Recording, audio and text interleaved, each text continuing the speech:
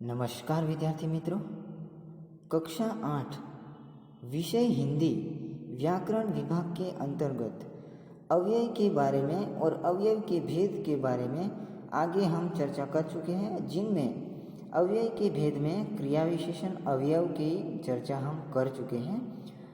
आज हम संबंध बोधक अवयव और समुच्चय बोधक अवयव के बारे में चर्चा करने वाले हैं। अव्यय का दूसरा प्रकार है संबंध बोधक अवयव।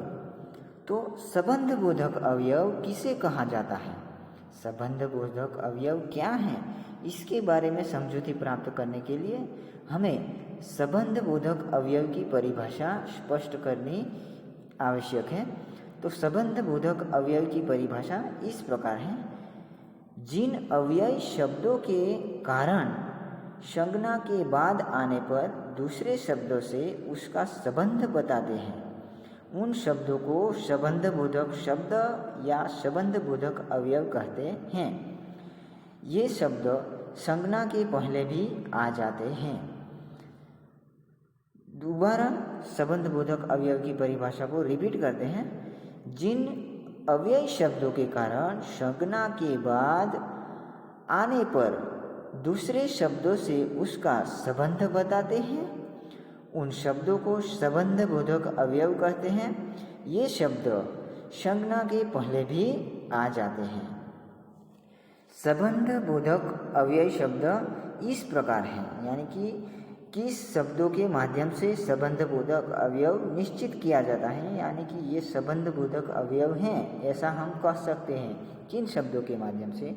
तो संबंध बोधक अव्यय शब्द इस प्रकार हैं, जैसे कि जहाँ पर बाद, भर, के, ऊपर, की ओर, कारण, ऊपर, नीचे, बाहर, भीतर, बिना, सहित, पीछे, से पहले, से लेकर, तक, के अनुसार, की खातिर, के लिए जैसे शब्द आते हैं वहाँ पर संबंध बोधक अवयव होता है। यानी कि इस प्रकार के शब्द जिस वाक्य में आते हैं, जिस वाक्य में इस प्रकार के शब्दों का प्रयोग किया गया हो, उसे संबंध बोधक अवयव कहा जाता है।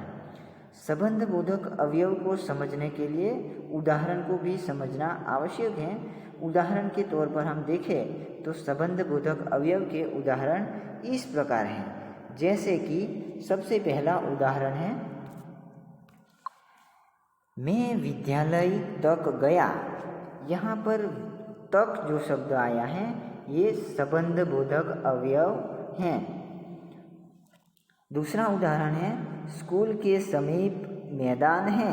यानी कि ये दोनों ये जो वाक्य हैं उसको संबंध इस अव्यय सूचक शब्द के माध्यम से इस वाक्य का संबंध जुड़ता है।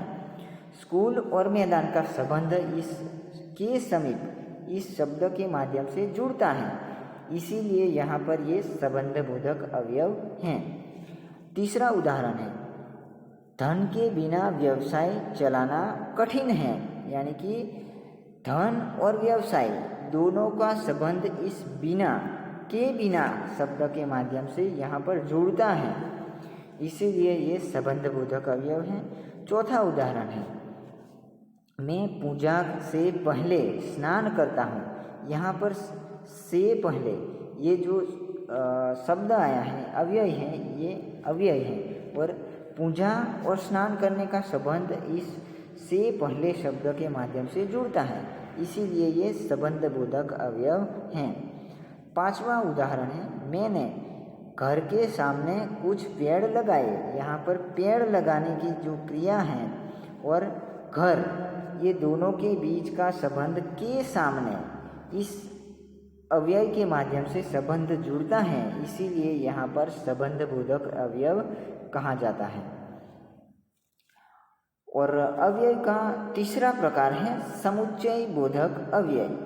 तो समुच्चय बोधक अवयव किसे कहा जाता है, इसको समझने के लिए इसकी परिभाषा समझना आवश्यक है।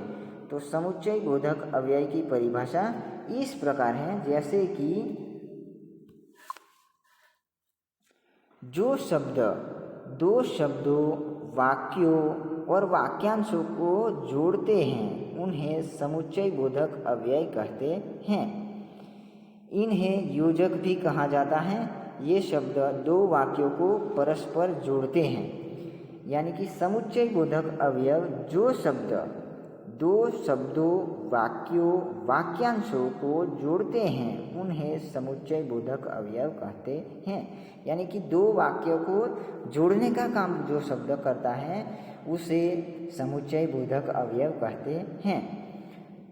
और समुच्चय बोधक अव्यय शब्द किस शब्दों के आधार पर हम वाक्य को समुच्चय बोधक अव्यय कहते हैं, तो ऐसे जो शब्द दिए गए हैं उसको हम देखते हैं। जैसे कि जहाँ पर और, तथा, लेकिन, अगर, व, किंतु, परंतु, इसलिए, इस कारण, अतः, क्योंकि, ताकि, या, अथवा, चाहे, यदि, कि, मानो, आदि, यानी, तथापि जैसे शब्द जिस वाक्य में आते हैं वहाँ पर समुच्चय बोधक अव्यय होता है। समुच्चय बोधक अवयव को उदाहरण के जरिए हम समझते हैं। तो सबसे पहला उदाहरण है, सूरज निकला और पक्षी बोलने लगे। यहाँ पर और शब्द आया है, ये समुच्चय बोधक अव्यय है और ये और शब्द से दोनों वाक्यों को जोड़ने का काम करता है। यहाँ पर सूरज का निकलना और पक्षी का बोलना ये दो वाक्य अलग अलग हैं और दोनों वाक्यों को इस और शब्द के माध्यम से जोड़ा जाता है। और ये और शब्द जो अव्यय हैं इसमें किसी भी प्रकार के बदलाव में परिवर्तन नहीं आता, इसीलिए यहाँ पर और जो अव्यय हैं ये समुच्चय बोधक अव्यय हैं। मंजुला पढ़ने में तो तेज हैं परंतु शरीर से कमजोर हैं। यहाँ पर परंतु शब्द आया है, परंतु ये समुच्चय बोधक अव्यय हैं। और ये मंजुला पढ़ने में तेज हैं, ये एक वाक्य हुआ। और मंजुला शरीर से कमजोर है, ये दूसरा वाक्य हुआ। लेकिन यहाँ पर परंतु शब्द से दोनों को जोड़ने का काम परंतु शब्द करता है और इसीलिए ये परंतु शब्द समुच्चय बोधक अवयव हैं। यहाँ पर मंजुला की जगह पर हम राधा को रखते हैं, तो राधा पढ़ने में तेज हैं और राधा शरीर से कमजोर है। ये दोनों वाक्यों को हम जोड़ते हैं तो राधा पढ़ने में तेज हैं परंतु शरीर से कमजोर हैं, तो ये दोनों वाक्य में परंतु शब्द आता है और उसमें कोई भी बदलाव नहीं आता कर्ता में। इसीलिए यहाँ पर परंतु जो शब्द हैं ये समुच्चय बोधक अव्यय हैं। तीसरा उदाहरण, तुम जाओगे कि मैं जाऊँ। यहाँ पर की शब्द आया है, ये समुच्चय बोधक अव्यय हैं और की शब्द के इसमें कोई भी प्रकार का बदलाव नहीं आता, इसीलिए ये समुच्चय बोधक अव्यय हैं। चौथा उदाहरण है, चौथा उदाहरण को देखें तो मैं पटना आना चाहता था लेकिन आ न सका। यहाँ पर लेकिन शब्द आया है, ये समुच्चय बोधक अव्यय हैं, दोनों वाक्य को जोड़ने का काम करता है। मैं पटना आना चाहता था, ये एक वाक्य हुआ और दूसरा आ न सका, मैं पटना आ न सका, यानी कि आ न सका। ये दोनों वाक्यों को लेकिन शब्द से जोड़ा गया है और लेकिन शब्द में कोई भी प्रकार का बदलाव नहीं आता, इसीलिए ये समुच्चय बोधक अव्यय हैं। समुच्चय बोधक अव्यय के दो भेद किए गए हैं। पहला है समानाधिकरण समुच्चय बोधक अवयव, दूसरा व्यधिकरण समुच्चय बोधक अवयव। सबसे पहले हम यहाँ पर समानाधिकरण समुच्चय बोधक अवयव को समझते हैं। तो समानाधिकरण समुच्चय बोधक अवयव की परिभाषा इस प्रकार है।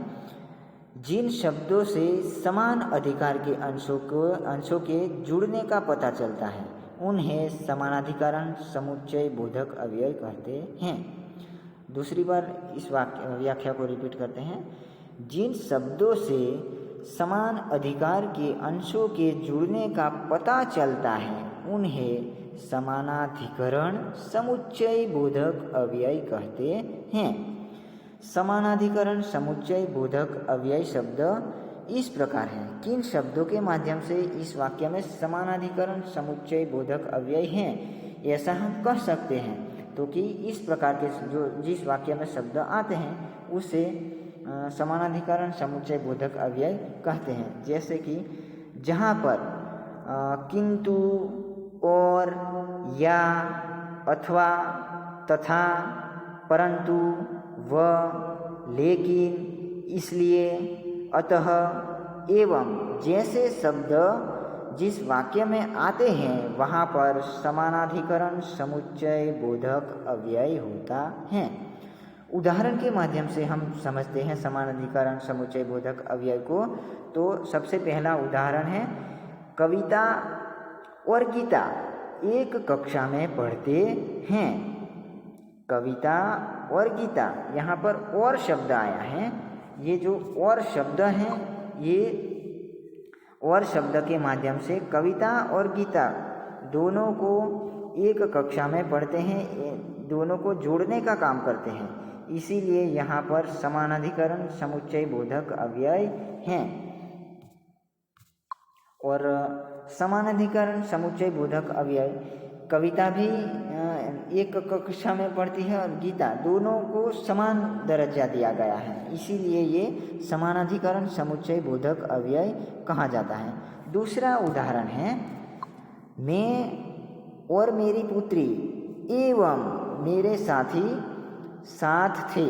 यहाँ पर मैं और मेरी पुत्री एवं मेरे साथी, यहाँ पर एवं शब्द से मैं और मेरी पुत्री और मेरे साथी सभी साथ थे, यहाँ पर तीनों को समान दर्जा दिया गया है। इसीलिए यहाँ पर समानाधिकरण समुच्चय बोधक अवयव होता है। और समुच्चय बोधक अवयव का दूसरा प्रकार है व्यधिकरण समुच्चय बोधक अवयव। व्यधिकरण समुच्चय बोधक अवयव को समझने के लिए हमें यहाँ पर उसकी परिभाषा को समझना आवश्यक है। तो चलो व्यधिकरण समुच्चय बोधक अवयव की परिभाषा समझते हैं। जिन अव्यय शब्दों में एक शब्द को मुख्य माना जाता है और एक शब्द को गौण माना जाता है। गौण वाक्य मुख्य वाक्य को एक या अधिक उपवाक्यों को जोड़ने का काम करता है, उसे व्यधिकरण समुच्चय बोधक अवयव कहते हैं। इस परिभाषा को हम दूसरी बार रिपीट करते हैं। तो जिन अव्यय शब्दों में एक शब्द को मुख्य माना जाता है और एक शब्द को गौण माना जाता है। गौण वाक्य मुख्य वाक्य को एक या अधिक उपवाक्यों को जोड़ने का काम करता है, उसे व्यधिकरण समुच्चय बोधक अवयव कहते हैं। किन शब्दों के माध्यम से हम व्यधिकरण समुच्चय बोधक अवयव इस वाक्य में है ऐसा कह सकते हैं? तो कि ऐसे शब्द जिस वाक्य में प्रयोग होते हैं जहाँ पर चूंकि, इसलिए, यद्यपि, तथापि, कि, मानो, क्योंकि, यहाँ तक कि, मानो, क्योंकि, यहाँ तक कि, जिससे कि, ताकि, यदि, तो, यानी जैसे शब्द जिस वाक्य में प्रयोग होते हैं वहाँ पर व्यधिकरण समुच्चय बोधक अवयव होता है। व्यधिकरण समुच्चय बोधक अवयव को उदाहरण के माध्यम से अगर हम समझना चाहें तो इसके उदाहरण इस प्रकार हैं। जैसे कि मोहन बीमार हैं इसलिए वह आज नहीं आया। इस वाक्य में इसलिए शब्द आया है। ये व्यधिकरण समुच्चय बोधक अवयव वाचक शब्द हैं। ऐसे शब्द जिस वाक्य में प्रयोग किया जाए, इसलिए जैसे शब्द, वहाँ पर समानाधिकरण, वहाँ पर व्यधिकरण समुच्चय बोधक अव्यय होता है। मोहन बीमार है, ये एक अलग वाक्य है, और वह आज नहीं आया, ये दोनों वाक्यों को इसलिए शब्द से जोड़ा जाता है और इसमें किसी भी प्रकार का बदलाव नहीं आता, इसीलिए ये व्यधिकरण समुच्चय बोधक अव्यय होता है। इसका तीसरा उदाहरण है, यदि तुम अपनी भलाई चाहते हो तो यहाँ से चले जाओ। यहाँ पर यदि शब्द जो आया है, ये दोनों वाक्यों को जोड़ने का काम करते हैं। तो कि किस प्रकार जोड़ने का काम करते हैं? यदि तुम अपनी भलाई चाहते हो, ये एक अलग वाक्य हुआ, और दूसरा वाक्य है यहाँ से चले जाओ। दोनों को ये यदि शब्द से, यदि शब्द अगर भले वाक्य के पहले आया है, लेकिन दोनों वाक्यों को जोड़ने का काम ये पहले आकर भी करता है, इसीलिए ये व्यधिकरण समुच्चय बोधक अव्यय माना जाता है। और ये यदि शब्द से इन वाक्य में किसी भी प्रकार का बदलाव किया जाए, लेकिन यदि शब्द में किसी भी प्रकार का बदलाव नहीं होता, उसका व्यय नहीं होता, इसीलिए ये व्यधिकरण समुच्चय बोधक अव्यय हैं। तीसरा उदाहरण है, मैंने दिन में ही अपना काम पूरा कर लिया ताकि वे शाम को जागरण में जा सकूं। ताकि मैं शाम को जागरण में जा सकूं, ये ताकि शब्द आया है। ताकि शब्द से ये दोनों वाक्यों को जोड़ने का काम करता है। मैंने दिन में ही अपना काम पूरा कर लिया, ये एक वाक्य हुआ, और दूसरा वाक्य है मैं शाम को जागरण में जा सकूं। ये दो वाक्य हुआ, अलग अलग वाक्य हुआ, लेकिन उसका संयोजक के माध्यम से ये ताकि शब्द हैं, जो संयोजक हैं, समुच्चय बोधक शब्द हैं, इसके माध्यम से दोनों वाक्यों को जोड़ा गया।